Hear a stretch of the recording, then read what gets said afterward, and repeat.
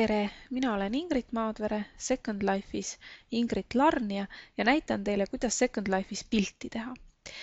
Selleks on mul siin vasakul pool selline nupp, nagu seda on Snapshot. Aga kui te nüüd endal seda ei näe, siis selle saab kätte minnes menüüribale, valides Me ja Toolbar Buttons. Ja siis tulevad kõik need nupud, mis võiksid siis teil olla. Et kui ma nüüd võtan sellest kinni ja lohistan ta siia tagasi, siis näete, nüüd ta ilmus siia ja minul kadus ära, aga kuna mina teda vajan, siis ma lohistan ta siia tagasi. Nii et sedasi lohistades saate te endale nuppe siis juurde või siis ära.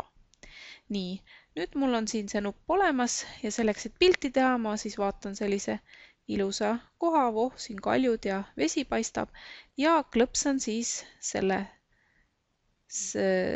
snapshoti nupule. Nii, kui mulle nüüd tundus, et see pilt mulle väga ei meeldi, mis siin tuli, siis ma võin ennast natukene muudan siin, vaatan tausta või kuidas ma tahaksin ja teen siit refreshi ja mulle tehakse uus pilt. Nii, see pilt meeldib mulle juba või teeme veel korra. Nii, näete, nüüd ma olen ilusti eestvaates.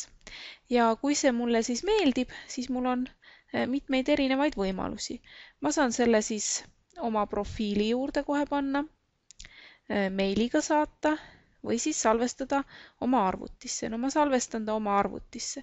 Siin ma võin valida, mis formaadis ta tuleb. Ma jätan JPG ja siis kvaliteet. Siin on vaikimisi 75, see võib täiesti nii olla. Ja klõpsan siis nupule Save. Nii, ja nüüd mulle pakutakse, et kuhu ma tahan ta siis salvestada.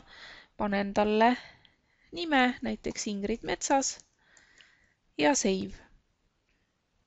Ja nii lihtne see fotode tegemine Second Life'is ongi.